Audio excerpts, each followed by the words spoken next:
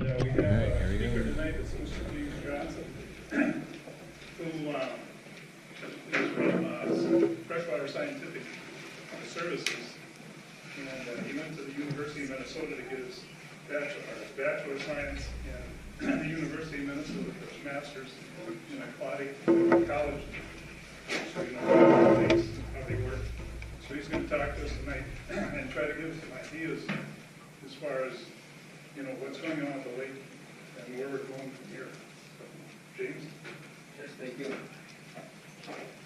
Can everybody see this okay? If anybody needs to move, you got a minute here. I'm right in the middle of it, so we're good. So I'm a lake scientist, and I work with lake groups like this all over Minnesota and Wisconsin. So the problems that you guys are having are nothing that's new to me. This is very similar to a lot of lakes. So Stan asked me to cover Curly Leaf Pondweed, and then during question and answer afterwards, there's other issues. It sounds like there's some algae, kind of brown crud type stuff you guys want to talk about. So we can talk about that after we get done. Because I was on your lake this last year mapping out the Curly Leaf, I want to make sure that everybody here understands kind of the situation, what the options are to manage it, and then you guys can go forward from that, and then we can talk about brown stuff afterwards. So this is bad Curly Leaf Pondweed. I did not see it this bad in your lake. If you call the DNR and say we have horrible Curly Leaf Pondweed on our lake and they don't see this, they're going to say, well, it's not that bad. It's not really causing a problem, which I think is what the DNR actually said to your lake this year. They came on and said, well, it doesn't really look like it's much of a problem. That's what a problem looks like. It doesn't mean that you guys are unwarranted to be a little alarmed, but just to give you some context, that's what bad Curly Leaf looks like. Out of the water, looks like this. You guys have probably seen this. I think it should be called wavy leaf pondweed instead of curly leaf. It's more kind of wavy on the edges. And the way that it reproduces is these things called turions. Have you guys seen these? They're like little pine cones floating around. They're not really seeds. They're just kind of a thick part of the stem. You can see the leaves here are still attached to this one. And they kind of form these nodes here. So it's a way that the plant over summers. This plant is weird. It's kind of, it grows in the fall and early spring, dies off in the early summer. It's kind of on the night shift compared to our normal native plants. And that's part of the reason why it takes over lakes so easily. So this is a drawing I did kind of showing a full year, starting in one fall and moving to the next fall. So we start out in the fall with the turions that were put down in the sediment from the last year's crop. They kind of sprout in the fall. Maybe they're like this tall on the ice. As soon as that ice comes off, those plants grow very, very rapidly. The plant loves cold water, can grow really, really well. Explodes to the surface. After it hits the surface, it makes a bunch of new turions, and then, usually first couple weeks of June, those plants die, drop to the bottom, and kind of put all those turions back in the sediment. So it's actually an annual plant. It's almost like coming up from seed. If we can prevent these turions from forming, if we actually prevent the plant from growing, that's different than the Eurasian water milkweed. So I think of curly leaf management is really attacking the turions. We're trying to make sure new turions aren't making any. So the main goals we try to have is first reduce impairment. That's what the DNR wants to hear. If you're having trouble getting around your lake, or there's big rafts of dying curly leaf going around, that's an impairment to how you guys use the lake. We also want to see long-term control. You guys don't want to be treating the same areas every year after year, or harvesting the same areas. You want to see some improvement over time. And lastly, the DNR really wants to see promoting native plants. I know some of you here probably don't want any plants, but if you wipe out the plants, you're going to have curly leaf and other things coming back. In the same way that if you wipe out your lawn, if you hated your lawn and just had dirt, it's not going to stay just dirt for very long. So it's better to have diverse native plants to kind of prevent that curly leaf or milkweed or whatever invasives you have from kind of growing back. And anytime we do management, you have to think of a lake as a very complicated set of kind of interactions. It's not as simple as kill those plants and then it's great. It's not a lawn. There's a bunch of things that plants affects water clarity, it affects fish, it affects how we use our lake. If you get rid of plants, you can have more algae. That's one of the problems you talked about. It can, if you get rid of plants, sediment can become suspended more, which changes the amount of nutrients available to algae. It's a very complicated process. It's not as easy as just knock out the plants. I think of it as kind of a mobile. If this is plants, if you snip that line, the whole thing kind of finds a different balance. That's very much how lakes operate. So think about that when you're looking at a problem. It's never as simple as just that problem. Looking at it affects a lot of other things. So the three tools that we use most often, and really two of them most frequently for curly leaf management, is harvesting, or pulling. You can hand cut and things like that. Herbicides and lake drawdown. I'm not going to talk much about drawdown. That's for lakes that are like a dammed up river or creek. You can drain the lake, freeze it out in the winter, dry those sediments out, and you can actually freeze out those turions. But far and away, most lakes use herbicides and then probably followed by some harvesting. So I'll talk about harvesting first. The idea with harvesting is we want to go in and kind of take off as many of those turions and as much of that plant material as you can. You know, most people think, oh, you can just cut right there, but most harvesters can only cut down between 4 and 6 feet. And if you have curly growing out in 10 and 12 feet of water, there's specialized cutters, but not many of them can reach down to that bottom. So a lot of harvesters will wait until the plants get pretty high, and then they'll cut the tops off because they can kind of see it, and it's within reach of their cutters. But by then, sometimes there's turions forming, and that's why harvesting isn't necessarily the best approach to remove turions. If you can get out very early, it can act very much like a herbicide treatment. And the other downside of harvesting is you have to have somewhere to put your plants temporarily and to dispose of them. It's just one of the issues associated with harvesting or pulling. So the biggest question is, does harvesting actually reduce those turions? Because remember, we're trying to manage the turions. So I did a research project on Lake Minnewaska in the metro area, where we actually had some areas that we harvested, and I looked at the number of turions in the sediment before, and the number of turions after in the sediment, and then I also looked at what turions were left on the plants that the harvester missed. And what we saw was, this was very shallow area, so the harvester could get right to the bottom. They were taking about 80 or 90% of the turions, so the harvesters were doing a pretty good job. But each plant makes about 10 or 20 turions each. So if we're only getting 10% of those, we're leaving 1 or 2 turions into the sediment, meaning that there's enough to regrow the same amount we just had. That's why harvesting, unless you can find a way that you really are pulling all those turions up, it doesn't give you the long-term control year after year. Drawdown, I'm not going to focus too much. The key is, if you did do drawdown, I don't know much about your lake, if you could do that, I don't think you could, but you have to dry the sediment and freeze it. If you just have this, curly kind of frozen, that's not enough to kill the turion in a lot of cases. You actually have to dry those sediments out. The idea is you kill off the turions and then let all the seeds that are in there from native plants kind of regrow. So the last thing we're going to talk about is herbicides. This is far and away the most common approach that the lakes that I work with use. I'm not a proponent one way or the other. It's a very effective tool, and I think it's most economical, and that's why a lot of lake groups go with it. But I do work with lake groups that do not want anything to do with herbicides as well. The idea with herbicides is we want to put it in before any of those turions are formed. And so we go in at pretty cold water temperatures. The DNR actually requires between 50 and 60 degrees of water temperature. Below 50, the herbicide doesn't work very well. Above 60, a lot of the native plants start growing. So this gives us the best ability to kill the curly leaf and protect the native plants. And what would happen if we treat it here is it's equivalent to kind of harvesting right at the sediment. It kills the entire plant before those turions form. So in depleting the turions, this is kind of, well, I might skip this so we have a little bit more time.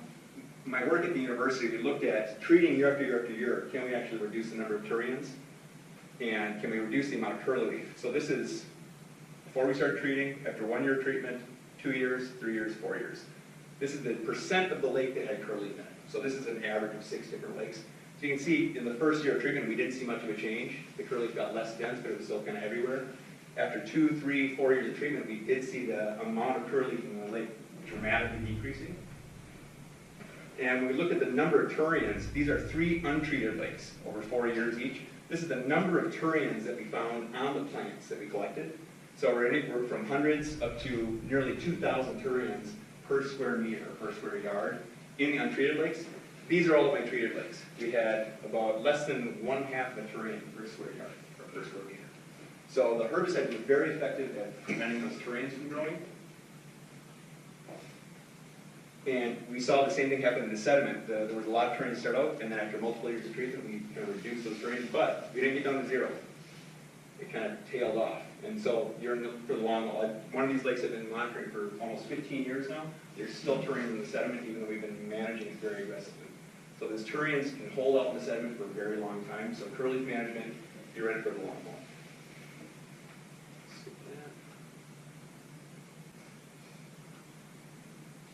And native plants, I won't spend too much time on, but basically the treatments didn't have much effect on the native plants, which is really good news. That's what the DNR kind of wants to see, that they're protecting the native plants.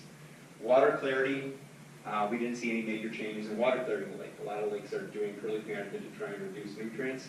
In 6 treated lakes, I won't go into the details, but you didn't see this. These lines represent when the treatment occurred. We didn't see any change in water clarity in some of these lakes. We had one lake that got worse, one lake that got a little bit better for a couple of years and then came back down, but it's not enough. Even though we were treating the entire lake in these study lakes, we weren't seeing dramatic increases in water clarity. So that's the reason why you guys are looking at controlling curly. It doesn't mean that you wouldn't reduce the nutrients, but it's not enough to completely change how your lake looks. So again, very complicated interactions, you need to keep that in mind. Second, any questions while I'm playing this one up here? Am I going too fast for people? What percent of the lakes what percent of the lake was treated, of the treated lake? Sure, the treated lakes, we were treating all the curly we could find. So some of these lakes, it was like 60% of the lake was heavily invested, like that first picture I showed you. Some of the other lakes were kind of patches, but dramatically more than what your lake was. So we're talking about a lot of curly, and even though we knocked it out, it definitely reduced the amount of nutrients being, it's not that that doesn't release nutrients, or that curly dying off does release nutrients, it's just that there's a lot of other sources of nutrients that in these study lakes, that wasn't enough to completely clear up the water. Does that make sense? Yeah. I've seen lakes who've gone through with mechanical harvesting and then treatment, herbicide treatment after. So harvesting followed by herbicide? Or vice versa. I have not. I've worked with lakes that did both, but in different years. And usually it starts with harvesting, because there's always some resistance to herbicides. People are worried about throwing something in the lake. And usually after 3 or 4 years of wide-scale harvesting, it's just a mess. And so they switch and they find out that it's cheaper to do herbicides. I'm not a proponent of herbicides. I don't do treatments myself or anything like that, so I just do this in the studies. But most lake groups end up switching over to herbicides to save money, and they feel that they're more effective. But harvesting can be, in the right situations, can be a great solution. Now, will the clarity be affected by zebra mussels? In your lake? Your lake is pretty clear already. I don't think it's going to be dramatically impacted by zebra mussels, but it could be. And it could be a little bit. And given the shape of your lake, if you get a couple more feet of water clarity, plants will grow out to 20 feet or so. Is it cut off at like 15?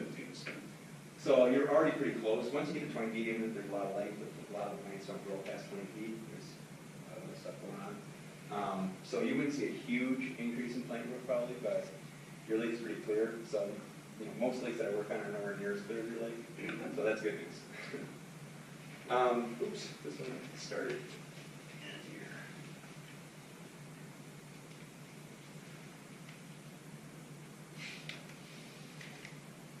So this one I wanted to go through a little bit of planting treatments, and this is, are there board members, or do you have like a organized board? Is that how you operate? How many board members do we have? Just show hands. So this next one is mostly for you guys, but to have some support from the rest of the people. This is a talk I give to a lot of lake groups, and it's usually very well received, and it helps them figure out how to talk to their applicators, how to get better bids, and how the applicators love it because the clients that they're dealing with actually know what they're talking about, and it just makes everything much better. So I wanted to make sure I threw this in here. 3 things that we talk about with herbicides is mode of action. That's how does the chemical actually kill the plant? Okay, I'm not going to talk about that very much, but different chemicals kill plants in different ways. Then we talk about whether a herbicide is a contact or a systemic herbicide. So contact, it just kills really quickly, and it only kills the parts of the plant that it touches. Systemic kills the plant very slowly, and so the plant has time to kind of soak up more of it, kind of move it down to the roots, things like that. So contact would be equivalent to like a prairie burn, just ripping through and getting grass, but it leaves the roots untouched. A systemic is something that kills everything from root to the tips of the leaves. And then the last thing we talk about is selectivity. So we generally like herbicides that kill the nasty stuff and protect the good stuff. So it's like using 2,4-D or Trimec on your lawn. It kills the dandelions without killing the grass. That's selectivity. So it's selecting for the things we want to get rid of. We love herbicides that are more and more selective because we can protect the native plants and still get rid of the things that we want to get rid of. So people tend to think of these things as being a characteristic of the chemical you're using. Like we get a medicine from the doctor and it does this, or an antibiotic. The thing that's confusing is that these things really depend on the concentration and the exposure time in the lake. And those can be completely changed. The same chemical can be changed. That's why there's, if you put 100 times the 2,4-D on your lawn and it falls for you, you'll kill your grass too. So it's important that we put the right concentration or the dose, and that it's also touching those plants for the right amount of time. So the way that the chemical companies and researchers figure this out is they have a lab bench, they just put on all these jars and they make, let's just say we're testing milfoil, they'll grow a little milfoil in all these jars. And they start with a really low concentration, so way below what they think is going to kill the plant. And then they might leave it in here for 5 minutes and they flush it out, and then they put this for an hour and flush it out, and they keep going to maybe a couple of weeks at a time. You get an idea, at this really low concentration, at different exposure times, what's going to happen to that plant. And then they come back after a couple of weeks, and I'm marking in green here if the plant is just happy and no problem. And maybe gray, it's kind of showing some weakening, but it's not dead yet. Okay, so that's a very low concentration. Then they move up to a little bit higher concentration. Now at a very long time, you're starting to get plants dying off. Move up a little higher, more plants dying. You get to these higher and higher concentrations, so at very high concentrations, you need very little time to kill a plant. Okay? So if you can kind of see here, this is the alive zone. This is kind of the dead zone, okay? So for a certain plant, we have a certain exposure time and a certain concentration. Does that make sense to everybody? So that's that kind of alive or dead line, okay? There might be a little zone in the middle that's kind of weak, like that. And what helps us here is, this is just for milfoil. Other plants, that little line kind of wiggles around a little bit. So we get a little bit different tolerance of the herbicide at different concentrations and exposure times. So again, if I trace that line between alive and dead for a bunch of different plants, this might be milfoil, and these might be a couple of native plants. This is what actually happens with a lot of our invasives, is they're a little bit more sensitive to some of the herbicides, and that is its selectivity. So where this gap happens here, if we can treat right here, we're in the dead zone of what we want to kill, but we're still in the alive zone of all the things we want to protect. Does that make sense? So this is where, when you talk to your applicator, and they're talking about what concentration use, this is what they're trying to hit right here. Okay?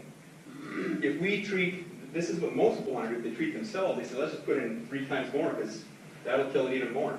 When we put in a higher concentration, we don't have any separation now. We're going to kill everything.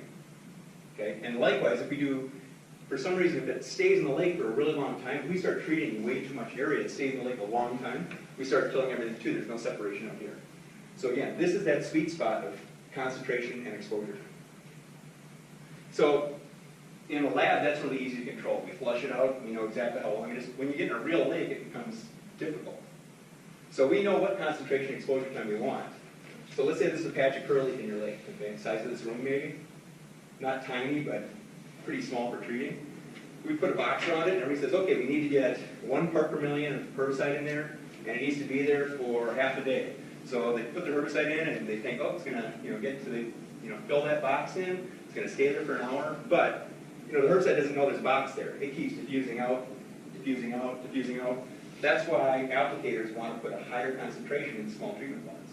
It bleeds out. To maintain the right concentration, you have to over-treat it. A lot of people don't want to treat anything smaller than a couple acres because it's very hard to control the concentration. And if you have any water movement at all, that whole blob of herbicide just drifts off site, and now you get no control because maybe you have a lower concentration and your exposure time is really, really low. Okay? So we're now kind of at the bottom of that plot where nothing is really dying. So as a real-world example, this is a lake I worked on in the metro. This whole dark green area was dense, Curly Leaf Pondweed, like that first picture I showed you.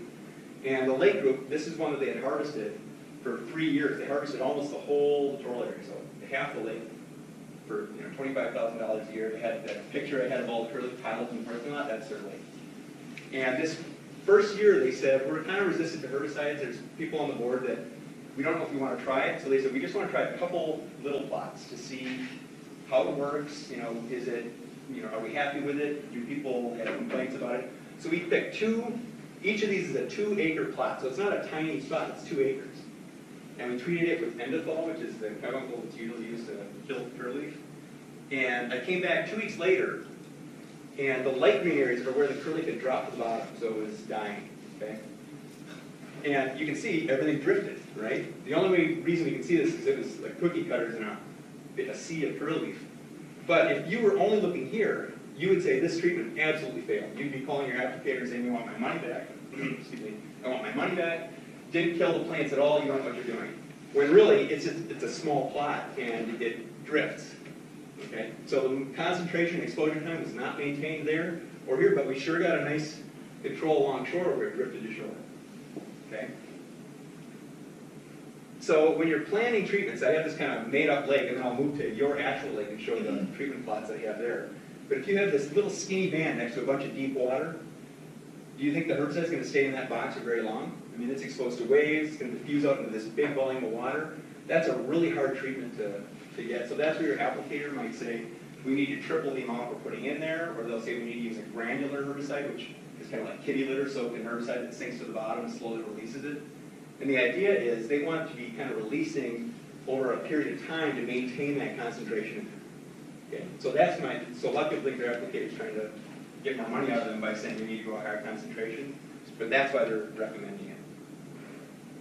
Similarly, I see this in a lot of lakes, and your lake is kind of like this. You have kind of these patches that maybe they're kind of the size of this room. This is a small plot. This room would be very hard to treat an area just this big and keep it there.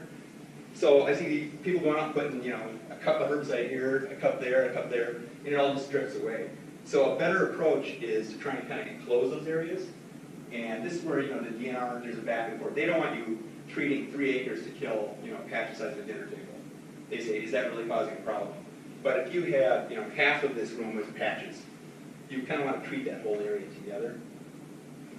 The other situation I get is a lot of herbicide needs to be put in to kill it all. The DNR says, well, you can only treat 15% of your littoral area, which is the area less than 15 feet deep. And people get frustrated because that might mean you can only treat this much. The reason that they limit that is, you know, it's very easy to maintain the concentration exposure time in a huge plot like that, very easy. But the problem is, well, where is all this herbicide going to go as it's swirling around? It's going to fill the rest of this lake, so this whole lake might be half the dose that you wanted in here. But it's going to be there for a week maybe. And as you saw in those plots, having, even though it's a lower concentration than we would normally kill a plant, if you have it in there for a week, you're going to be killing off all kinds of desirable native plants. We lose that selectivity. Okay? And this is when I see way too often in lakes, you get a bunch of homes on here, and every one of these people pays into the treatment fund. And so the lake says, well, we only have 8 acres to work with, so we're just going to make sure we spread that 8 acres across everybody's house so everybody gets treated. And if they don't do this, Bob and Tina call them and say, my area didn't get treated, this is ridiculous, I'm not going to pay next year. My pay some water. So that's not a very good way to go after it. A better approach is to understand, get your lake group to understand that you're treating holistically. So 1 year, you're going to put a block over maybe half of it and really get a good treatment in that area. And then you'll alternate to this year, maybe you bounce back and forth or something like that. That's a much better approach, better use of your money. It requires a little politics because people want their area treated every year. Just you need to understand that a treatment like this doesn't do a lot. And you're kind of dumping your money down the drain sometimes. I mean, some people will get good treatment, but other people will say, this is ridiculous, I'm not going to pay next year. So again, very complicated. Mixing, we're talking about dilution and water movement and all these things. It's not as simple as dump this magic chemical in and it does exactly what you want it to do. All right, and then we'll move on to your lake. What about irrigation? Is there that factor in there? With different herbicides? It depends on the herbicide. If there's any restrictions on watering, they have to post signs, and it'll tell you you have to not water for 2 days. In general, if you put 1 drop of the herbicide in the lake, you're supposed to post. So just because they post it, usually you're putting in a lot less that will actually impact your garden. But they still want it posted. It's still a regulation, you have to post it. But most of the, endothol is I don't even know if there's a water restriction, maybe a day or 2 at maximum. Some of the herbicides we use, there's no watering restriction. Other ones, there's a water restriction. In general, if you're watering your garden, that's what they worry about more. There's a lot more plants in your garden that are sensitive. Lawns are pretty hard to kill. And most of the stuff they use on lawn or in lakes is not anywhere near the concentration that is needed to kill the grass. So a lot of times they'll say, especially tomatoes and peppers and things like that, if you're watering and you're using a certain herbicide, that can impact those plants a little more readily than the grass. But still, I would abide by whatever they say is a watering restriction. Usually it's a matter of a day or two. It's not, they're not going to tell you for a month or something like that. So,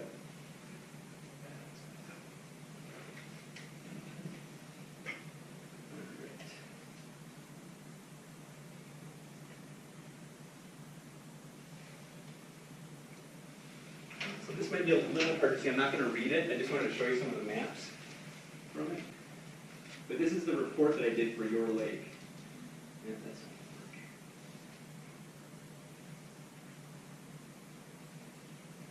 So I'll kind of scroll through it. But this was done on June 5th of this year, and it's called a delineation survey. What this is designed to do is figure out where do you have curly leaf in your lake, how dense is it, how big are these treatment areas, how deep is the water, and that helps figure out how much herbicide you can put in, whether you should be going after, maybe it's a tiny little plot, things like that. So, you know, we have a scattering of kind of plots that I found. On the bottom of the lake seems like this was, or the southern end of the lake, this kind of seemed like the area that stood out to me as being the worst. But these are kind of some deep water ones, that there's some larger areas. So over here I have the acreages. So you can see the largest plot is 2.2 acres. If you remember that example I showed you of that Weaver Lake in the metro, had two 2-acre plots and were all drifted. So your biggest plot is 2.2 acres. And we have some of them that are, you know, down at ½ an acre. So we're talking some pretty small plots. So, you know, if you guys go after this with herbicides, some of these are pretty hard to get. And you need to work really closely with your applicator and think about, they may come in and say, we need to go in at 3 times what you normally would. Or like here you could, this area here, you could, even though each is a small plot, if you kind of combine them all, this is going to swirl through here. So they'll say, you know, we'll just kind of think of that as one plot and we'll be able to dose that a little easier because this will kind of just swirl around in this bay. But like having this little guy off on his own or this guy off on his own, that's going to be a really hard site to treat with a herbicide. So I don't know, are any of these areas causing like navigation issues? Or does anybody have trouble like getting their boat through it, or is it, what's the main motivation to manage it? Anybody? Can't swim through it, it cuts you. Can't swim through it, so the rough, kind of that rough chalky coating on it? It feels like it's cutting you. Yeah, it's sandy. It's very sharp. There's calcium carbonate on there, yeah. Anybody have problems with it for navigation, getting the boat out of the dock or anything like that? So this is where the DNR, you know, they don't care it's an invasive. It's not poison, you know, it's not like having milfoil in your lake or curly leaf poisons the fish or something. It's a problem when it outcompetes all our native plants, or when it starts clogging so much, like that first picture I showed you. I mean, you can't do anything in your lake when that happens. And then when it all dies off, it's like dumping tons of compost in your lake, you know, and it's nasty. Your lake is at a point where you have a beautiful lake. It's extremely clear. You have a lot of nice plant diversity, and you have turtle leaf. I didn't see any areas that were like horrible that I would say you had to manage kind of thing.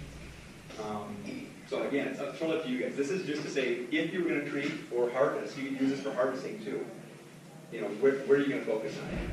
The DNR is going to want to see you focus on the areas that are causing a problem. So that's where you need to kind of justify it. Do you have to get a permit from the DNR to do it? Anytime you put herbicide in the water for anything, you have to get a permit. So if they looked at it and they decided it wasn't bad enough, they wouldn't let you do it anyway, right? Technically, if you're using a herbicide responsibly, and it's a herbicide that's not going to wipe a ton of stuff out, and you're focusing on areas that are mostly curly, which that's what this was supposed to show. These are areas that are mostly curly. Generally, they don't have a problem with you treating it, and they'll support it. Sometimes they'll run into problems. They'll say, oh, no, there's this beautiful bed of something down here that we've seen, fisheries guys saw it, and then you just have to have a back and forth. I generally don't, especially in a lake like this that's maybe on the edge of, you know, if you guys really wanted to treat prevent a problem in the future or something,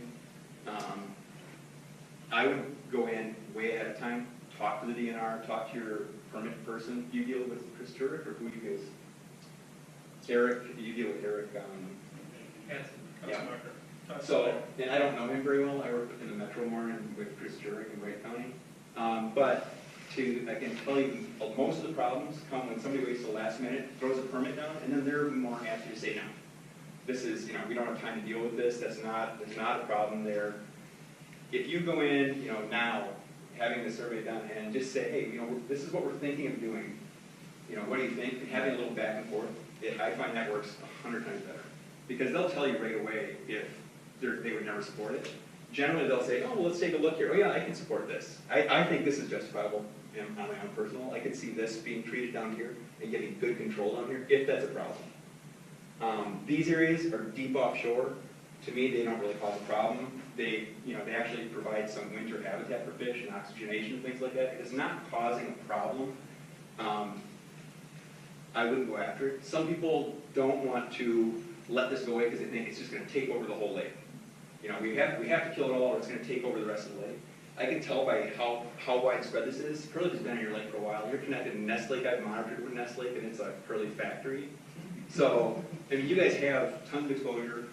Plus, I do a lot of stormwater pond work for cities, mapping out depths, not aquatic plants, just mapping out the depths. And almost every single pond that I go on has Curly pondweed in it, which says to me that waterfowl are moving around with, eating the seeds and things like that. I don't find milfoil. I don't find a lot of things. I find a lot of plants that make a lot of seeds. And Curly is spread around a lot by these waterfalls. So even if you had a magic pill you could throw in your lake and wipe out all of that Curly, having Nest Lake right next door and having waterfall, it'll come back. So to me, this is probably what Curly does in your lake, given the current conditions, and it's not going to get dramatically worse. I can't say that for sure because I don't know your lake that well, but usually when you have a new infestation, you might see kind of this, and then you hardly find anything in the rest of the lake. This kind of says to me that Curly is kind of found where it's happy, and it'll expand a little bit from there, but I don't see it like taking over the whole lake. My question is, what kind of attributes of the lake do that make Curly Leaf Pond happy? Because I've heard this all over the place. Like we have to take care of it, otherwise it's going to destroy everything. But what is it like? Help me understand why it picks and chooses where it goes and why it moves the way it does. Yeah, and I don't know. I've worked at this plant for 20 years now, and it still surprises me. So there's a scientist out of Mississippi State who says, just when you figure it out, it proves you wrong, which I think I totally agree with. Generally, I've seen it in everything from mucky sediment all up to sandy sediment. In sandier sediments, those terrains don't get buried. And so in sandier lakes, it seems like treatments, like 1 or 2 years treatment, and the terrains are gone because they're all very close to the surface. And lakes that are mucky, get the terrains buried down like a foot below the surface sometimes. And those terrains don't sprout. And if they don't sprout, you can't kill them. So we're actually waiting for the terrains to sprout, and then we kill the plant before it replaces itself. And that's why we had, I've worked with several lakes for over a decade that we still find terrains in the sediment. They're all nasty. They look like 10-year-old terrains. They're horrible. When you bring them up and put them in a frame, they sprout. So, this plant is a survivor, and it does particularly well in Minnesota and Wisconsin, in this part of the world. In other parts of the world, it doesn't really cause as much of a problem. In Japan, they actually stock it in the ponds because they love it to fish. So, for whatever reason, we went a lot of research. I think it's been in the lake at least 25 to 30 years. Right, and that makes sense to me, because Curly doesn't spread super fast. Like, it doesn't do the fragment thing as much, it's more terrains. Milfoil, if you chop it up in a bunch of pieces and it drifts all over, you can get milfoil spreading pretty quickly. And I think starry stonework, everybody knows starry stonework. Hopefully you guys are by Corona, so it's on your doorstep. That scares me a lot more than Curly. Curly is barely treated as an invasive by the DNR, just because it's everywhere. They say it's in 800 lakes or something, but it's probably in double or triple that, if not more. So really, they are mostly interested in, is it causing a problem? Is it a navigation issue? Is it number one? Is it a safety issue? If you're getting big areas of rafting on people's shores and things like that, just take some pictures. Anything you can do to justify what problems are, that always helps in getting a permit to the DNR. So going from where you've seen it, this summer or whenever you were in there, how long would it be before it would get into a mat like what you showed us on that one picture? How long in terms of years or how Yeah, long? when you wouldn't do it all in one summer, it doesn't explode like that, I don't think, the way it sounds, obviously. No, your lake would not, I don't see your lake ever looking like that. You may have some areas. I could see this area that Curly looked pretty happy on here, I have to say. So I could see this area. I do a lot of lakes, I'm trying to remember, but it seemed like it was probably densest kind of in here and maybe here. Does that sound about right? That's where all the geese are. Yeah, so I mean, that area there, to me, if I lived there, I would want to just start treating it, or doing harvesting. I think treating is, with herbicide is super easy, and there might be some resistance, but it's really very effective, and it's used on so many lakes that DNR is very amenable to talk about. But harvesting, you know, you could, if you guys are resistant to herbicide, you could try harvesting. Again, I did that research I did with the cutter harvester. I just don't feel confident that it removes enough of the nutrients. What time of the year would they treat it, and how would it affect swimming? So they treat when the water's between 50 and 60 degrees, so it depends on how brave of a swimmer you want to be. So it wouldn't, and you know, the herbicide they use doesn't impact fish directly. All these aquatic herbicides have to go through way more testing than the ag herbicide because we're putting it in the water. If you think about like when you treat your lawn, you're spraying the plants, you're putting it on the plant. When we treat in lakes, you're putting it in the water at a concentration that kills the plant. So it'd be the equivalent of spraying it in the air over your lawn and saying, I need to get the concentration in my whole air in my yard to be high enough to kill this grass. That's why the DNR is really careful, because you're putting hundreds of pounds or a ton of herbicides on this in big lakes. Versus if they're spraying a crop, they don't want to, they're trying to put as little as possible, just enough to touch the plants. You can't spray it right on the plants unless they're at the surface. So we're putting a lot of herbicide in. So usually the impacts are ecological, not poisoning or anything like that. It's more that you're wiping out their habitat. So if all you had was curly leaf and you wiped it out, the fish would be like, you'll be eating where we can hide. Can anything be done on an individual basis other than herbicide and harvesting as a group? You guys can, without a permit, you can hand cut, you can't do herbicides. Any herbicide at all needs a permit. I know a lot of lake groups don't, but the rules are you need a permit if you put a drop of herbicide in water. You can hand cut and pull and all that stuff, 2,500 square feet, so 50 by 50 feet, over half your shoreline, whichever is smaller, without a permit. And you can cut a channel 15 feet wide to open water, straight to open water, without a permit. If there's floating or emergent plants like bulrush, lily pads, any of those things, you can't do anything without a permit. So, but if you have you've probably seen places where there's like cattails, tons of cattails, and someone will have this huge dock or a channel cut. You have to have a permit to do that, but they'll give you like an easy permit just every year is automatically redo it for 20 years or something like that. So if a guy would do that for 3-4 years, would the curly leaf pretty well go away? In your area, it'd be reduced, but you got to remember the stuff drifts around. Curly drops pretty well down, doesn't drift as much as like milfoil, but it's still. I worked on a lake, the one that the drawdown pictures were from. That's Cleary Lake in the South Metro. And before we did the drawdown, we were trying to figure out how much curly was in the lake. And we went out one day and it was full of curly, wall to wall curly, as dense as could be. We went out to monitor it and we couldn't find it. And it had been there a week earlier. And we couldn't figure out where. We were finding this stubble on the bottom. And we thought, did somebody put a herbicide in here? What happened? And we thought there was a big thunderstorm, had like 50, 60-mile-an-hour winds.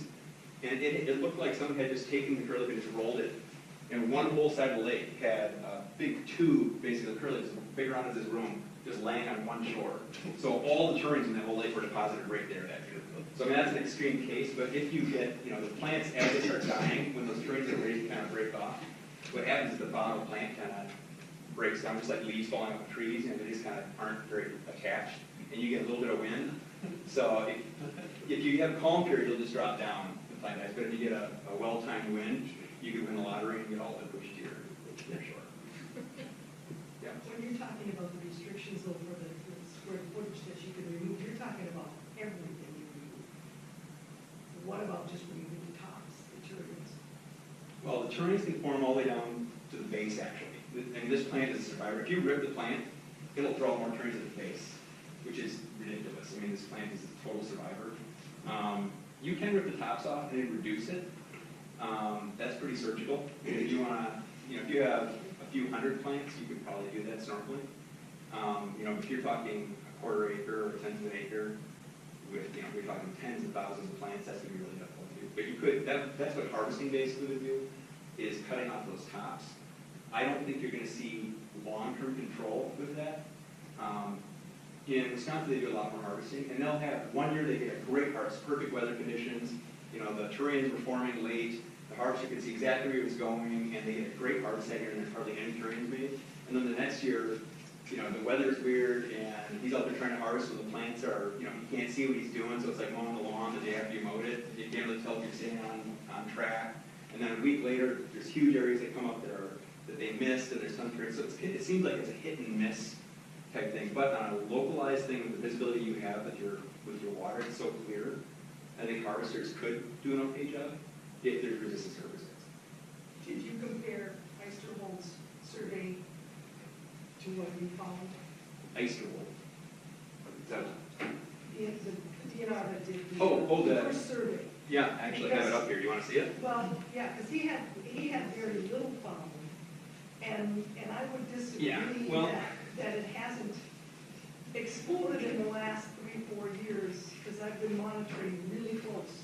And are you Bonnie? 2016 is the first one that I found. And I do it via the inner tube and the kayak. I remember talking to you.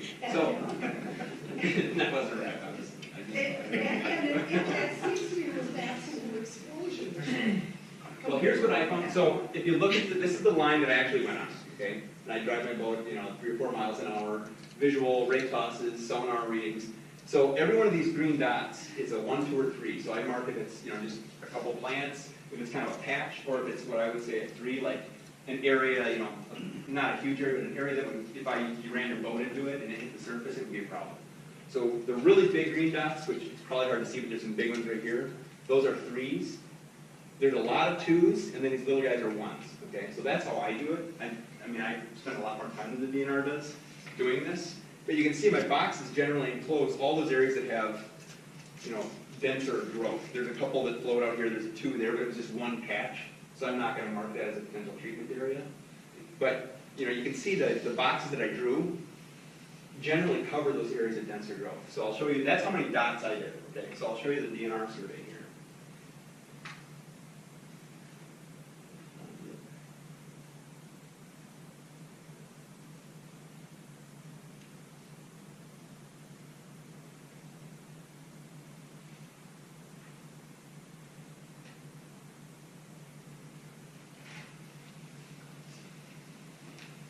Yeah, I'm not seeing it here. I thought I had it, but.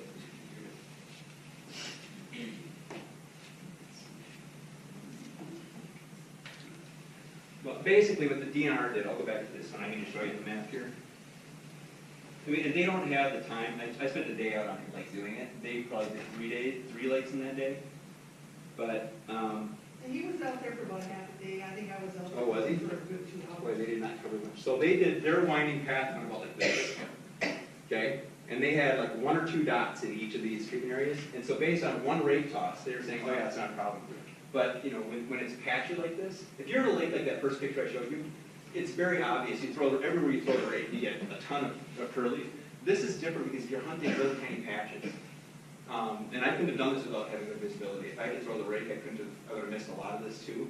If you look on their thing, it says windy, which when it's windy, you can't see in the water, even if you have really clear water. It was windy that day. So that's why they didn't find as much. So, I wish they would go into these areas and throw the rake a lot more to verify. I've had the DNR do that, and they ended up coming back and saying, yeah, it's dead on. But I'm not sure why they did a pre-treatment survey. They generally don't. Maybe it's because their lake is so good. Maybe there's some fishery people who've been on and said, yeah, it's a really great fisheries lake, and we don't want them killing a bunch of plants unless it's necessary. So again, DNR, their biggest trigger is if it's an impairment, if it's impairing navigation or swimming. But technically, if you're treating areas that are almost all curly and using a contact herbicide or a selective herbicide, they almost have to let you do it. So you can appeal it and things like that, even if the fishery people say we don't want you doing it. But generally, it doesn't go that far. Usually, they're pretty good at partnering with lake groups. Is there a particular area that you think is really bad? Well, I started getting complaints from the South Shore where the biggest pond is. Probably 4 years ago, people telling me that they had an explosion out in front of them. And I didn't find any in front of us until 2016. Okay. And now it's thick. Well, curly changes a lot year to year. The same number of terrains, not every terrain sprouts. So and there's seeds too. Seeds generally don't sprout, but there are some years, I've worked on lakes that hardly have any curly, and also one year it's everywhere. And the next year it doesn't come back. Is it because of the base thickness and snow cover? That some of the thinking is that, that because the plant sprouts in the fall, if you have less snow, you get light through and it grows. I don't think that affects the sprouting a lot of turns. I think what that does is that plants have a head start, so when the ice comes off, rather than having 2 weeks of it topped out, you have a month of it topped out. So people say, oh, it's way worse this year. And they've had ice roads where the plants will top out there first, and so it looks like it's denser. There have been some studies that in low snow years we do get slightly more dense curly leaf, but it's not like, low snow changes the amount of turns that sprout. It just changes how dense those plants are growing earlier in the year. But some years you get seed sprouting, I think, because there will be some, I've worked on lakes where we just don't have a lot of turions. I've done sediment samples on a lot of lakes, trying to figure out the number of turions. And you just say there's hardly any turions here. And then one year there's just this explosion of curly leaf. And the thinking is it has to be seeds, and there's just something in the weather that triggered that. I mean, that's kind of what seeds are good at. They kind of wait for exactly the right moment to trigger them to sprout. So again, this plant has many, many different ways to survive. But it changes from year to year. You might have 1 year, this next year you might not be able to find much curly leaf at all. And then 2 years later it's topped up in those areas. So it changes year to year. Well, as much as I hate to say this, and I never thought I'd hear myself saying this, but I think maybe the geese do have something to do with this particular invasive, not others, just Right, this particular. and it's kind of, in my field, it's pretty much, it's anathema to say that, because once you say birds are spreading it, you say, well, why are we doing anything? Yeah. And most invasive species are not spreading. The question is, do the geese only poop on land, or do they poop it back out in the water? I don't know. I can't find anybody to give me that answer. I think it's very easy to find I think they go all the time. And usually geese they usually say that they're eating the stuff there and they're pooping it out in the same place. They're kind of a nutrient recycler. They're eating the grass and pooping it We've out also obviously been observing the geese, and we have had the last 3 summers, geese families that we have never had before. And there seems to be a correlation here with geese as well. So I'm just basing this, it's not based on research papers, I'm basing it on my stormwater pond work. I've been on ponds that were dug out a year before. So there was no pond there, it was like in a new neighborhood. They dug out, the city hired me to come in and just make sure that the developer dug it the right depth and everything. And there's curly in it. So it's getting there somehow, and there's not fishermen going to these stormwater ponds. And a lot of times there's no homes yet when I'm mapping these out. So to me, the only thing that makes sense is, birds or like muskrats or something is moving it from, and a lot of these ponds are near lakes, they're within a mile, generally even shorter of a lake that has curly. So they only have to cross about 10 feet of land to get to ours. Yeah. Maybe we should go on to the algae, which is another big topic. Sure. I don't know. Come back to this. Yeah, go ahead. I don't know a ton about the algae. I mean, I talked to Stan a little bit about it. Talk about the ecology of the lake and the thermocline and what's happening and why do you think these things what's going on? One plot that I have that I thought was cool that might play into this. Yeah, anybody have a good description? Stan said it's kind of a brown goop that when you try and pick up, it just Have disintegrates. you ever seen cattle walk into a lake and walk back out? That's what it's like. Yeah, we got a picture, just a small picture on the phone. It's kind of brownish and it disintegrates when you put your hand in it. And it starts out like fur. The first year I saw it floating in the water, I thought somebody let a dead cat go in the lake or something. It's like an inch long, and it starts out just like hair, just like fur. To me, it looks like peat moss. It's Have you ever had dry peat moss? Yeah. And thrown it in the water, you know how it slowly expands? So, I mean, there's a ton of things that do that in lakes. There's a lot of bacteria, there's a lot of algae, there's diatoms, there's all kinds of stuff. So the first step, anytime you have a problem, is usually find somebody who can identify it for you. That's usually a really good first step, because once you kind of know what you're dealing with, that, certain things have to have very certain conditions. So if it's iron-reducing bacteria, it's iron in your, the bottom of the lake. If it's this diatom, they tend to like, cold water, high light situations. If it's this filamentous algae, it could be that's growing on the dead curly leaf in some of those areas where curly drops down. You don't have a ton of curly leaf, but if it's localized, if you're getting, especially, I don't have the map up, but that southern lobe where there's that denser stuff where the geese thoroughfare there, there's enough curly there that drops down and just kind of decomposes. That can fuel some algae growth, and you have such great water clarity. That's what this plot is, the MPCA plot. You guys are aware of this, I assume, right? This is the trend from 1974 through 2016 of water clarity in your lake. I mean, you're going the right direction. It's totally throughout the lake. You can go anywhere in the lake and see the stuff on the ground. Right, so what this means though is, you said it's only a fairly recent thing, right? 2 years. So here, so basically the rule is when you do, you guys know what a secchi depth is, or secchi transparency, you drop that disc down till you can't see it anymore. The light goes twice hard, because you're seeing, the light's going through the water to it, and it's coming back to your eye, so it's, that's a depth that, it's twice as deep as that is where the water, or where the light is penetrating the water. So about twice your secchi depth is where the bottom is getting light to support plant growth.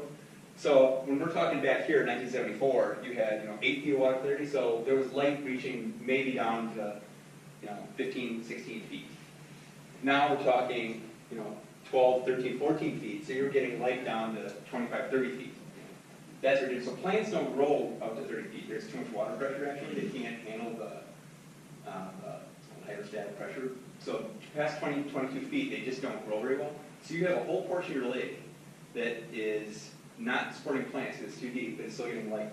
So if you have any kind of source of nutrients going down, plants, could just be the sediment, could be, I don't know what the history of your lake is, and if you had farming here, I think I told Stan, I worked on a couple lakes that before it was developed, there were dairy farms, and they would actually herd their cattle out on the lake every winter. So all the feed, all the manure, all the hay bedding, everything just melted right off the bottom of the lake every year because they didn't have to clean it then. So I think of how many years they did that and what that did to the bottom of the lake. So now these lakes have all these algae problems, and it's because they're condemned by 100 years of dairy farming. There hasn't been any livestock on this lake since at least before 1950. Awesome. Yeah. We really only had 2 years of what I call floating dog shit. And it was after the high water and the restrictions 2 summers ago. So what happens in high water? I know you don't have a real big watershed. What happens between Nest Lake? It flows back into your lake from Nest? Yes. So that could be a source of it right there. It's bi-directional, I'm assuming, the outlet inlet to your lake with Nest It's is... only a, 24-inch culvert? It's not. No, 24 is fine. I've worked on lakes that are... One lake goes up and down like this, and the other lake doesn't. So whenever it rains, this lake comes up and it backflows. Sure. And that end of the lake is green all the time, and the other end is not. So... When you kayak around the lake, this dog shit is consistent throughout.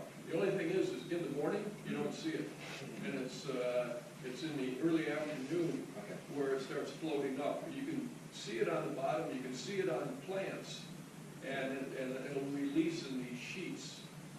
So the afternoon when you want to go swimming, you got this floating dog shit for 30 feet out, and more keeps coming up. But like Stan said, you just touch it and it dissolves into 1,000. I think you should get it tested. Just Well, sample yeah, it. really late in the fall, I sent up to Detroit Lakes RMV up there. Mariah up there, she take care of it? Yeah, and I've been talking with her, and I don't know how good the sample was, because everything had settled down, all the weeds were down. Well, the crazy thing is during the summer, like end of July, a lot of your surface weeds will kind of normally sink down. But with this substance on it, every sunny day it would bring it up. Sure. And the weeds would surface again on sunny days because of the oxygen being produced. Right, that's exactly what happens. And, the green filamentous stuff, as it starts dying, it creates gas bubbles and it floats up, but then it tends to stay up. Yeah, That up and down with daylight says to me that it is an algae. It's photosynthesizing and you're getting gas bubbles. Yeah, how do you pronounce that? Phanomena? Yeah, cyanobacterial. And what do you call it? Oscillatoria. Oscillatoria. There you go. So it's a blue-green algae. So cyanobacteria is blue-green algae. You hear about that? I have found it in our bay twice. We saw a little bit of it this summer, and then last summer I didn't see any blue-green, and then I saw it the summer before. Okay. So what the And I took blue-greens pictures, do... and it was confirmed by the DNR it was blue-green. So what the blue-greens do is they're kind of halfway between algae and bacteria. That's why they call it a cyanobacterium. It's a very primitive cell, but what their advantage over algae is they can grab nitrogen out of the air. So all the algae and plants in the lake need to have whatever nitrogen is available to them. That's why we have to fertilize our gardens with nitrogen, because they can only get stuff from the ground. But you hear about the legumes and stuff, like farmers will rotate soybeans and corn, because the corn just pulls nitrogen out of the soil. Soybeans put it back down. So the blue-green algae are kind of like the soybeans. They can grab nitrogen out of the air and fix it, it's called, so they can grab it. So when you have a lot of phosphorus in your lake but not a lot of nitrogen, everything shifts towards those guys do great because they can grab nitrogen. All the algae that are starved for nitrogen, they can't grab it. So when you see cyanobacteria, it usually means you have phosphorus enrichment, lots of light. You know, the three things plants and algae need are light, water, and nutrients. Water is never a problem in lakes. Your lake has no problem with light up to depth, so it's all nutrients. It's 100% nutrients if it's cyanobacteria. So, and I talked to Stan, I think I even feel stronger after you told me this. I think the fact that you have this kind of water clarity, you're getting light below your thermocline. Do you guys ever know what a thermocline is? Lakes stratify, so you get that cold lake on the bottom and that warm lake on the top. And if you get strong enough stratification, that bottom layer can lose oxygen. Have you guys ever had an oxygen profile collected on your lake? You know? We did have dead fish one year. So you had summer fish still, or We had winter? some, yeah. Summer? One time. Well, crappies with the temperature change. Okay, so they had That, but culinary we had bacteria. some, a couple years way back, we had some winter kill for some northerns, but I don't know, they used to dump in the northerns from some of the lakes that were oxygen depleted, and I don't know if they, after they put them in the lake, they might have died. And usually those summer winter kills, unless you just have horrible, like, finger paint green water, usually it's not an oxygen issue. Usually those summer fish kills are bacteria, the culinary bacteria it's called. And usually it's if you get a huge temperature spike right after spawning, because the fish have not been eating, they're energy depleted, you know, they just had all their eggs, their immune system is down, and then you increase this temperature and their slime layer breaks down and they get all these nasty bacterial infections. So usually if you see all the same size fish in a fish kill, usually that means is that it's that you know, they all spawn, so if it's all crappies the size of your hand or all bluegills the size of your hand, that's a bacterial fish kill. And that happens frequently on a lot of lakes. It's not a sign that you have a bad lake or a good lake, it's just the weather, temperature increase in your lake happened at exactly the wrong time. If you're seeing fish of all different sizes and species, that's when you get scared because that means oxygen depletion or pH issues or some other kind of toxic out there. The 2 years we had this stuff that people are talking about is the 2 years where we had lots of heavy rain, we had very high water marks on the lakes and stuff. So I'd be interested to know your lake stratification. If somebody has done an oxygen profile, if you lose oxygen near the bottom of your lake, what I would say is going on is that you have lots of nutrients in the bottom of your lake because it's losing oxygen and you're getting enough light down through there and there's no plants on there to shade it out, and so you're just getting this scum of these cyanobacteria growing on the sediment in those deep water areas. And then as they grow and create their gas bubbles, they're floating up and then dropping back down like these. I think that's the story that makes the most sense to me. Do you think that, you know, the fact that we have had some really wet years and we've had more runoff than normally comes into a spring-fed lake and fed back over nest lake, does that could explain added nutrients? It could.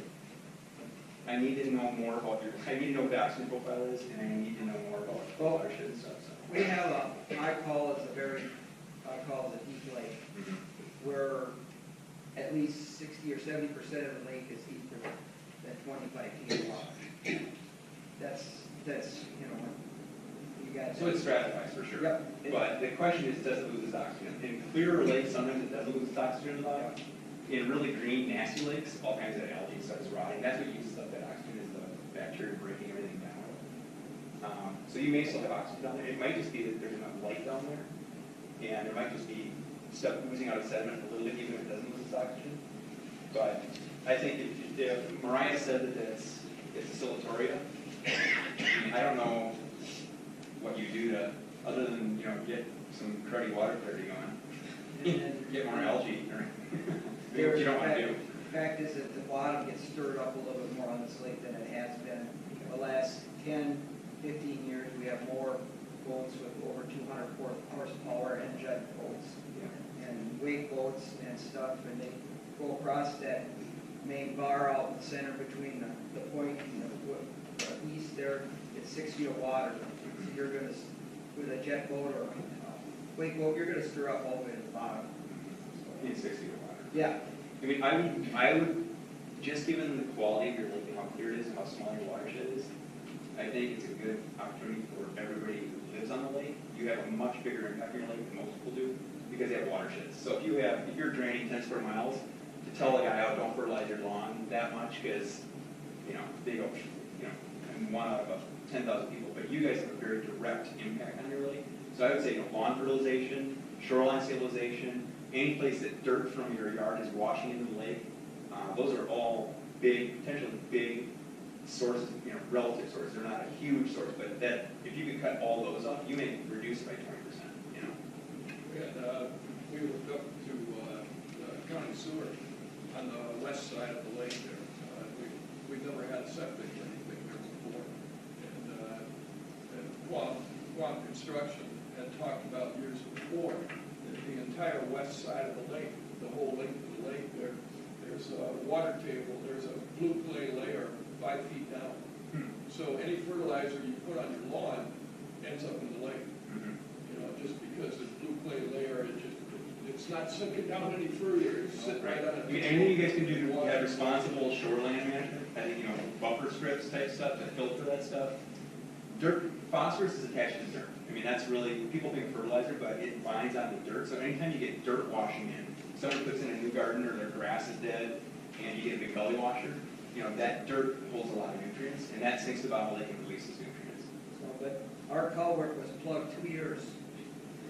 Last year was plugged completely. There was nothing draining out after what came in, and the water stayed high. A lot of dirt, nutrients washed in over that. Just from eroding the shore. So that's what the problem is, some of this problem is, and it might work its way out, because it cleaned it out. And then now they have a cage screen on it so nothing could shove into there. We had one year, maybe 10 years ago, we had a problem with beavers. But they took care of it, DNR took care of them. Two things. The first one is I'm reading, Ben, that if you expose a lot of the lake bottom, you get more phosphorus release. So in other words, if you've got a weed roller and you take the more of your muck you expose, the more phosphorus that comes out. So if you're out there tearing up all these weed beds, you're actually bringing out more phosphorus, I think, in some of these areas. And that's why, we, like a lot of our weed rollers, they have 180-degree arc, depending on how big the lot is. So if we could cut it back to 90 degrees, that may help. And let some of the weeds grow, because if some of the weeds grow, or the weeds are growing, take phosphorus out of it and combine it with it. Well, the carob for the muskrat grass, you guys familiar with that? Skunk. It's all rough. It's like sandpaper. That is calcium carbonate coming out of the water. It has such a high photosynthetic rate, it sucks all the carbon dioxide out of the water, so the pH right next to the plant goes sky high, and it all encrusts the plant. But when it encrusts itself with that, it also grabs on phosphorus. And so when that plant dies, and all of that chalky stuff goes to the bottom, it pulls phosphorus with it. So that plant is actually a really nice one for clearing up water. It's probably pretty thick, but in Europe, they actually manage for that on a lot of their crummy lakes. That's the plant they want, is carob across the whole lake. It's good waterfall, good wildlife species. So guys too, but you can still pick it up. But I mean, it's good for the lake. The other thing is Margaret's here from the watershed district. They might have the capability to do that stratification test, like you said. Do you have like a deal probe? We do, yeah. And you guys haven't done that on this lake before? We haven't. Say, I mean, it'd be great to know just midsummer even. Do you guys have like a camera bottle or again, you can sample water from the bottom? So if you get a couple bottom samples midsummer, a meter off the bottom and a temperature and a deal profile would be phenomenal. I think that's the story. The story I told you, the silatoria with the lake, I think I'm 90% sure that's what's going on. And it's a problem for what you guys are seeing, but most lakes would love to have clear enough water to have that be a problem in their lake. If that makes sense. Yeah. I do some snorkeling, and I've noticed that stuff, how deep can that stuff come up? This It's little usually, tree? yeah, the algae, because usually it's right in, like, say, 8 feet on end. You just see it come up about 11 o'clock in the morning, it just comes up and humps. And I've been out deeper, and I don't see it at like 22 feet of water. I don't see it on any of the plants there. So. See, and I'm not a silatoria expert. I'm not saying it may be worth even contacting somebody like you, talking to somebody who really knows these things about cyanobacteria and asking what does this plant or what does this cyanobacteria actually need. I'm assuming that it's like other cyanobacteria that I know. That's not one that we worry about as much. Usually it's Mycocystis, Vanzamanon, and a lot of lubricants that cause kind of these toxic blooms that you hear about, and that can make the water really, really green. Silatoria is usually not one that we run into problems with. So I would defer to find somebody who's an expert on this cyanobacteria and ask them, what does this need to grow? You know, tell them exactly what you told me, you see it moving up and down and where you see it, and that should be enough for them to kind of say, they might say, oh yeah, it needs iron, and you have iron-enriched sediment, or We have a lot of iron on the bottom of the lake. If you throw a magnet down, it's all iron. That's the truth. I've never seen anything like it. Really? Oh, yeah. I've got one because I lost too many wrenches. Yeah, I do the exact same thing. There used to be so much stuff in there, won't even pick up. All little black pieces. So those kinds of things, I mean, there's a lot of iron-reducing bacteria Yeah, in fact, that break there's that tons of down. magnets. Really? That's amazing. But, other things you could, so in other words, looking to the future of this stuff, do you think this is gonna be a problem for forever or short term? I don't know. It's hard to. I don't know your lake well. I've worked with you guys for 8 years. I mean, lakes I've worked with for a long time. These kind of things pop out because you go, oh yeah, I remember in 1998 this happened. I don't know your lake very well. The other thing is could you give us a ballpark figure of what it would cost to treat, let's say we treated that bottom part of the lake per acre, what does it cost chemically? First off, let's see, who in here would like to see chemicals used in our lake? Anybody? You talking about treatment for the curly leaf? I'm talking, yeah. So there's a couple options you have with the curly leaf. In your part of the state, in the metro, we can do a lot of other stuff because we have crummier lakes. So we're kind of like dealing with really, really sick patients, so you can kind of do some more aggressive things that are not effective. Once you get out here, the lakes are nicer, so they're a little more protective. But generally, it's endothol herbicide is usually what you guys use. DNR supports that usually. That generally runs $250 to maybe $450 an acre. So $250 would be kind of if you're treating large areas. I think yours would be probably $350, $400 per acre. That's ballpark. I mean, I'm not an applicator, and sometimes applicators don't really want to drive all the way out here, so they price it really high, hoping that you just don't pick them. So, especially for small, if they only say you're treating, oh, we're going to do an acre and a half, they're like, I'm not going to make any money, so they'll just, they won't even reply sometimes. So you might need to find somebody, talk about. The other option though is in the metro we're starting to use another older herbicide called dicot, which if you remember that contact or systemic. Dicot is usually what they use. Does anybody hire a company who want to treat the plants in front of their dock? Anybody here? You guys don't do that? So some lakes, the homeowners, like individual homeowners will hire them to come up and just kind of treat. Well, you don't want to treat, you saw how much it dilutes out. They don't want to put treatment just in front of your house. It's just going to drift away and treat your neighbor's yard. So they use a chemical called dicot that kind of kills a lot of stuff. And it's a very fast-acting contact herbicide. So they can put it right here. It only needs, half an hour of time, and it kills it, and then it kind of drifts away, and it's gone. There was a lot of research maybe 15, 20 years ago on using dicot on curly, and it showed that it worked pretty well, almost as well as endopol. For some reason, we never kind of went that route in Minnesota, so we're kind of getting back to that in the metro. Dicot is 1/2 to 1/3 the cost of endopol. Much cheaper, and you can be very surgical with it because it acts so fast. You can treat smaller areas and maintain that concentration and exposure time because you don't need to maintain it for very long. So we're kind of thinking about using dicot more in some situations where it's more surgical. So I don't think I could sell it to Eric. I don't know him very well. I have a hard time selling it to Wright County with Chris Eric. In the metro, we're working on it already. But I would say endothol is probably safe bet, but you could float dicot to your permit guy and see what he said. That would save you some money. And I actually think I would rather see dicot in your lake because of the small size of those plots. You could surgically go in and just hit that area, hit that area, hit that area. Now, speaking of the chemicals, our lake is so isolated, it's a spring fed, the only evaporation basically. So you put this stuff in the water, how long does it last? I mean, is it going to be an accumulative thing from year after year? You're trying to do something like that? All these chemicals have to break down rapidly. Most of them break down with light bacterial action, or they bind to particles. Dicot binds to particles a lot, but most of it's broken down by bacteria, and they'll list a half-life. It's usually a half-life of days. So if you put it in your lake, after a week, generally you can't find it. The other thing with the algae, you've heard copper sulfate, and that's something I would be in favor of, but there's really nothing we can put in the water to take care of this. I don't do do algae treatment, I would not want to do copper sulfate. Copper sulfate kills a lot of stuff. That's what used to kill swimmers, to kill snails, it kills baby fish, it kills insects, it kills lots of stuff. If you're using it in a real small area, they use it on swimming beaches and things like that where they just want to kill everything. It's a Band-Aid approach. If this is a algae or a cyanobacteria, they can grow so fast because it's not like a tree that has to put a bunch of energy into building a trunk. It's just goop, there's hardly anything to it. So if you killed all the algae in your lake, 2 weeks later, it can be back to the same point, and you can spend a lot of money on copper. They're using a lot of copper on coronas for the starry stonewort, and they're just throwing everything into that this trying to figure out how to get on top of it. Copper kills algae, also kills plants. Cara and starry stonewort are very similar. They're actually a colonial algae, not a true plant.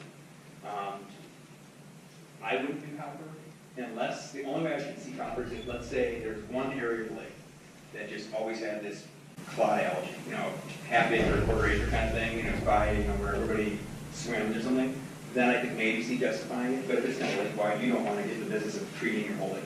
It's lake-wide, even in front of the high shore of the Decision Hills. Yeah, it is consistent all the way around. Talk to somebody who knows this stuff. I think it's a phosphorus nitrogen thing. I mean, this sounds stupid, but there's actually lakes that they have added nitrogen to shift it toward green algae and away from blue-green.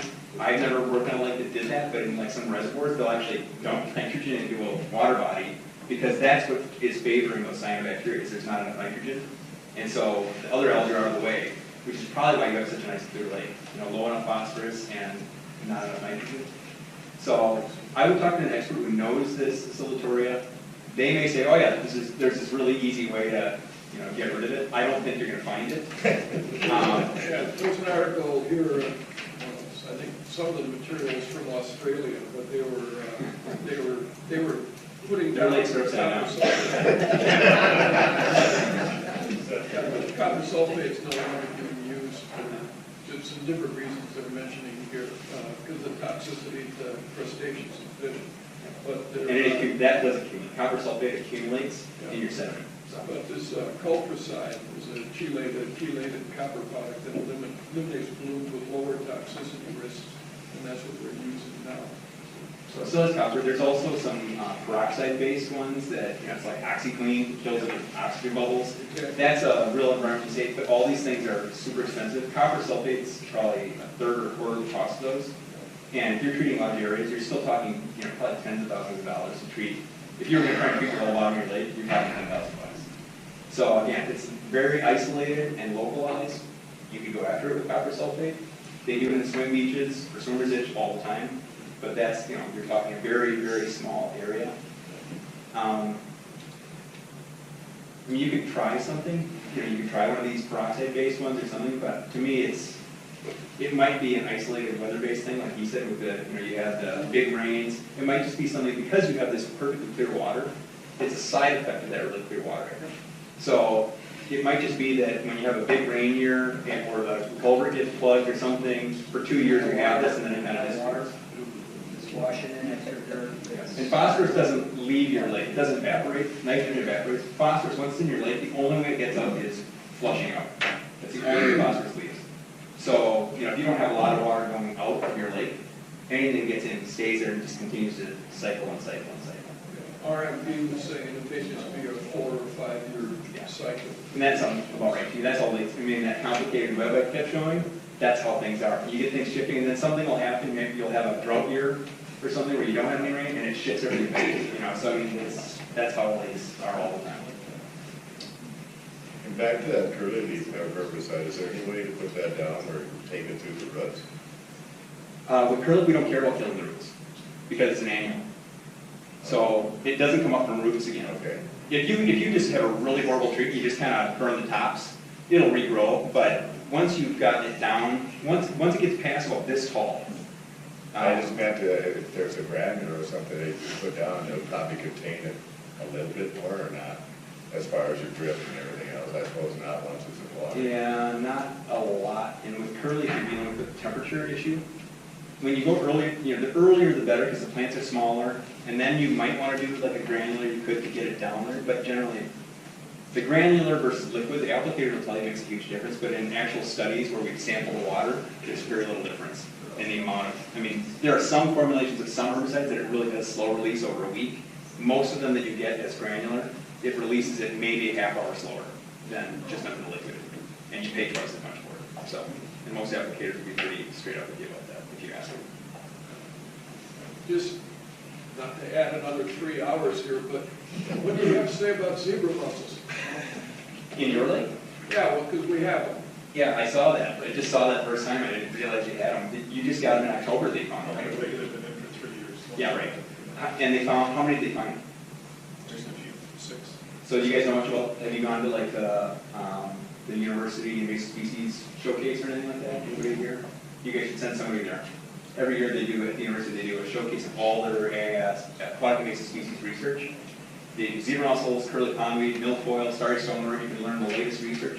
Dr. Mike McCartney is their zebra mussel guy, and he talks about, they see this in lakes all the time. They get in, and there's a lag period of 3 or 4 years where they know they're in there, but you just don't see them. And he said that they're horrible at reproducing. They just kind of throw their stuff out there and hope that it finds some other zebra mussel out there. So if you only have a handful of them in the lake, then the chance of them connecting is low. And so you might only get, 10 more zebra mussels. But there gets to this point where there's a critical mass where suddenly you might have 1,000, that suddenly 1 year the reproduction is great. So you get this lag period where they'll find one, next year they might find 2, next year they find 3, and then they find 10,000 the next year. So there's this lag period. You guys are probably in that lag period. The thing you have going for is you already have really clear water, and they need stuff to eat. So I mean, your lake is only going to support so many zebra mussels because there's just not a ton of food in there. Maybe they'll eat the goop. I don't know. That's our hope. That sounds like the best idea. Tell us what you're thinking. But I don't see them having a huge impact on your lake.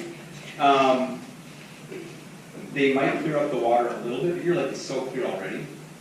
I don't see it having a huge impact on your lake. I mean, it'll they'll grow on docks and be a nuisance. You step on them and cut your feet and stuff like that. All the things you hear about. But in terms of ecologically, I don't see them completely changing the fishery or anything like that. But I could be wrong, but that's my instinct. Yeah, you should send somebody from your lake to the invasive species showcase at the university. They do it every September or October. It's a good one. That's it. Any more questions? All right, well, thanks, Jay.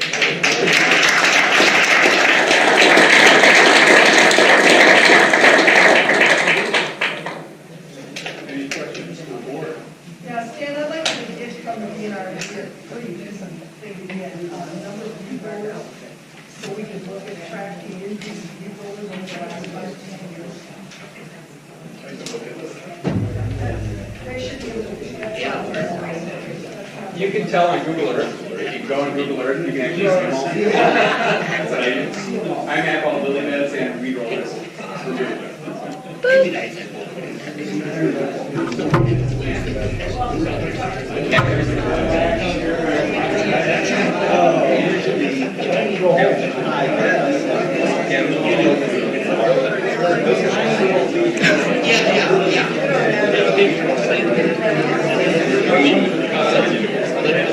Hey, how have you been? Good, good, good.